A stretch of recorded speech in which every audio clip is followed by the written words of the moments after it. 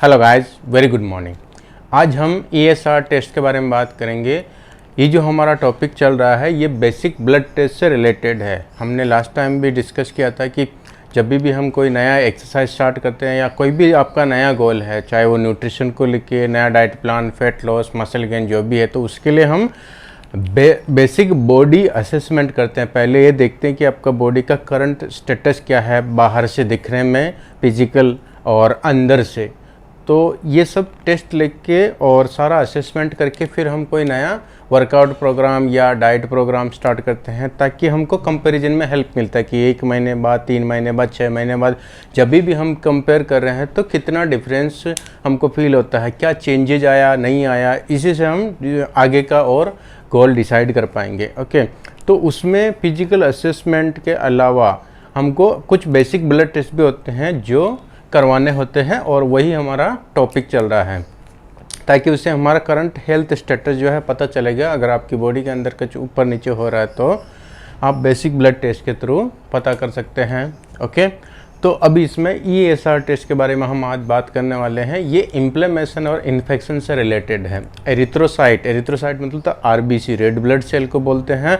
Sedimentation rate, sediment मतलब जो red blood cell है वो टेस्ट ट्यूब जो होता है उसके अंदर वो कितनी स्पीड से, कितने टाइम में नीचे पेंदे पे जाते हैं, मतलब उनका जो वो सेटल डाउन होता है उसका पीरियड कितना है, उससे पता चलेगा कि आपकी बॉडी में कितना इन्फ्लेमेशन हो रहा है, कितना इन्फेक्शन हो रहा है। कुछ ऐसे इन्फेक्शंस और इन्फ्लेमेशन इंडिकेट करते हैं बहुत ही सीरियस डिजीज़ के लिए, बहुत ही सीरियस जो बीमारियां होती हैं उनके लिए। तो ये एक बेसिक रैंडम टेस्ट होता है जिससे पता चलेगा कि हमारी बॉडी में कितना इन्फ्लेमेशन हो रहा है। ओके, तो आज ये हमारा टॉपिक है इसका। तो जितने भी आप ब्लड टेस्ट करा रहे हैं उसमें देखो, इससे पहले हमने बहुत जो लिस्ट में आया था उसमें से लिपिड प्रोफाइल हो गया, आपको CRP हो गया, CBC काउंट हो गया। ओके, ये सारे टेस्ट के बारे में हमने बेसिक डिटेल से डिस्कस किया था। अभी ये ESR का देखते हैं। इसके बाद हमारा विटामिन B12 और D3 रह जाएगा, और एक स्टमक का अल्ट्रासाउंड। ओके, ये हम बाद में डिस्कस करते हैं। तो ESR टेस्ट जो होता है वो क्या है, हम ये समझते हैं, ताकि जब आपका ब्लड टेस्ट रिपोर्ट आएगा तो आप खुद से उसको रीड कर सकते हैं। ब्लड टेस्ट रिपोर्ट में जो ESR आएगा उसमें जो चीज़ आएगी वो आपको देखना है। ओके, सो ESR का मतलब होता है एरिथ्रोसाइट सेडिमेंटेशन रेट। ये जो है RBC, okay, red blood cell जो है वो कितना टाइम में जो ट्यूब होता है उसके अंदर, समझो ये बात, तो इसमें कितना जल्दी ये पेंदे पे डूब के नीचे सेटल होता है, तो वो टाइमिंग उसमें ये रहता है, उसके हिसाब से ये पता चलेगा। तो इट मीन्स, देखिए, इट मेजर्स इन्फ्लेमेशन का जो लेवल है वो मेजर करेगा हमारी बॉडी के अंदर। Okay, this test result shows how quickly red blood cells sink in the bottom of the test tube. Test tube के बॉटम में कितना जल्दी वो डूब जाता है आपका RBC। ओके, ये इस तरह से इसका टेस्ट होता है, एकदम बेसिक टेस्ट है, कोई भी आपको इसी के लिए स्पेशल चीज़ें ध्यान में नहीं रखनी है। Okay, inflammation can cause RBC to clump together. ठीक है, अब इसमें क्या प्रोसेस होता है कि RBC जो है, अगर इन्फ्लेमेशन होएगा तो वो एक दूसरे के ऊपर चढ़ के ऐसा चिपक जाएगी। ओके, ये लिखा है देखो, clump together. Okay, cause RBC to, तो ये इन्फ्लेमेशन जो है ये क्रिएट करवाता है, क्लम्प करवाता है एक दूसरे के ऊपर, विच अफेक्ट सेडिमेंटेशन रेट। तो कितना धीरे स्पीड से सेटल डाउन हो रहा है ये इसको अफेक्ट करता है। ओके, तो वो कितना फास्ट नीचे ड्रॉप होएगा पेंदे पे या स्लो जाएगा, ये इन्फ्लेमेशन के इससे पता चलेगा, ये अफेक्ट करेगा इन्फ्लेमेशन। ओके, फिर सेकंड देखते हैं, ये बेसिक है। ओके, सेकंड देखते हैं एन एक्यूट इन्फेक्शन और क्रोनिक इन्फ्लेमेशन, मतलब काफ़ी टाइम से आपकी बॉडी में, काफ़ी दिनों से, काफ़ी साल से अगर क्रोनोलॉजिकल प्रॉब्लम है, क्रोनिक इन्फ्लेमेशन है, ओके, दीर्घकालीन लंबा वाला, या फिर एक्यूट बहुत ही सीरियस वाला इन्फेक्शन है कोई भी अंदर।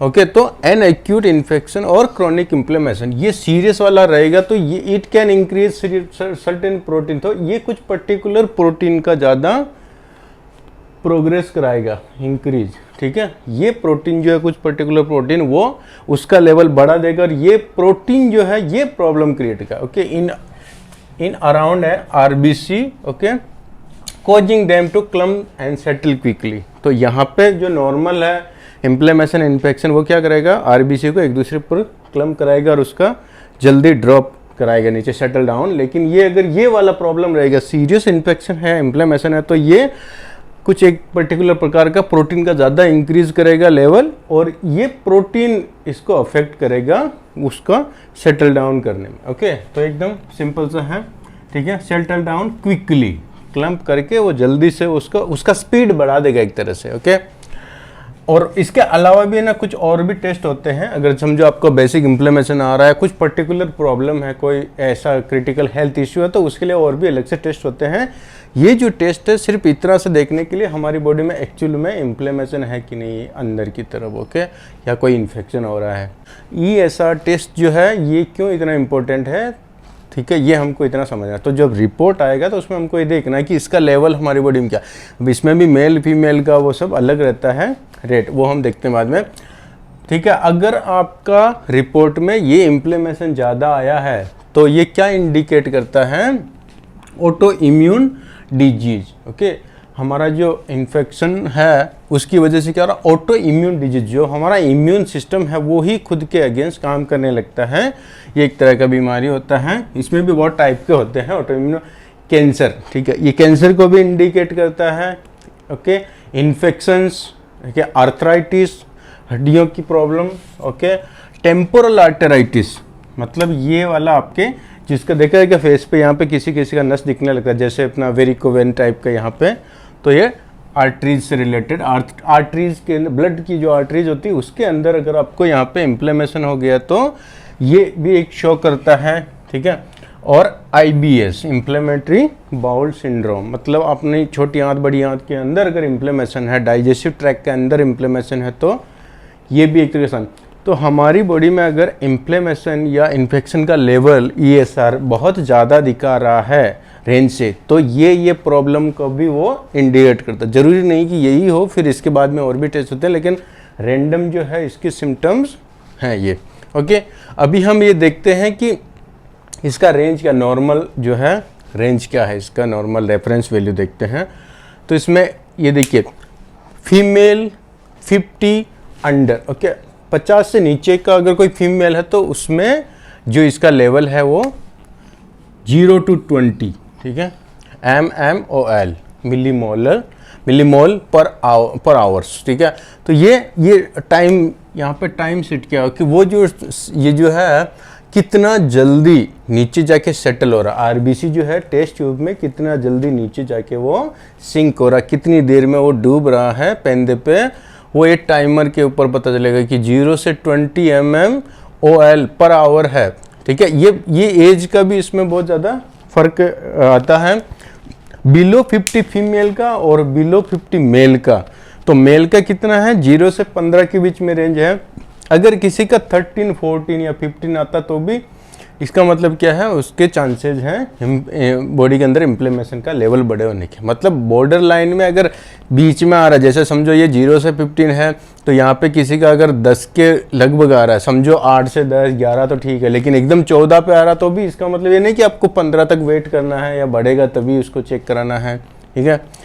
इस तरह से जो जब भी रेंज दिया रहता है उस रेफरल रेंज में भी आपको क्या करना है, सेंटर वाला देखना। अगर इससे ज़्यादा हाई है तो भी हमको उसको थोड़ा सीरियस लेना है। तो मेल और फीमेल का बिलो 50 एज रहेगा तो 0 to 20, और मेल का रहेगा तो 0 to 15, ठीक है। अभी इसमें ओवर एज का भी, जैसे 50 प्लस हो गया कोई, तो 50 प्लस में अगर फीमेल रहेगी तो उसका 30 पकड़ लीजिए आप, मैक्स जो अपर लिमिट है वो 30, 0 to 30 फीमेल, अगर वो 50 साल से ऊपर है, या मेल है तो उसका 20 पकड़ लीजिए, 0 से लेके 20 तक, ओवर 50 की हम बात कर रहे हैं।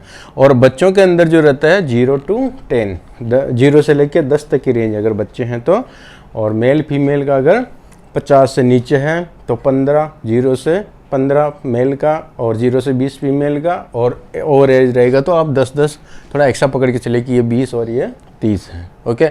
इस तरह से ये रेफरेंस। तो ESR टेस्ट में एक ही चीज़ की वैल्यू दिखाई रहेगी, वो है ESR का, ठीक है, इसमें आएगा। और रेफरेंस रेंज भी दिया रहेगा क्योंकि अलग अलग लैब का अलग अलग रेफरेंस रहता है। तो आपको ये देखना उसी जो लैब में आपने करवाया तो वो पूरा रिपोर्ट में दिखा रहेगा कि इतना रेंज है, उतने में से ये इतना आ रहा। अगर वो ओवर है तो फिर आपको थोड़ा इसको और आगे के टेस्ट कराना पड़ेगा।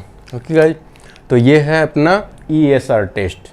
ओके, इसके बाद में हम और दूसरा लेंगे। ओके, थायराइड वगैरह ये सब, या D3, वो भी बाकी अपना B12 भी, बाकी जो इम्पोर्टेंट टेस्ट हैं। तो इस तरह से ये हमारे को हेल्प करेगा जो रिपोर्ट है उसको रीड करने में। ओके गाइज, तो आज के लिए इतना ही, मिलते हैं नेक्स्ट वीडियो के लिए। Thank you so much.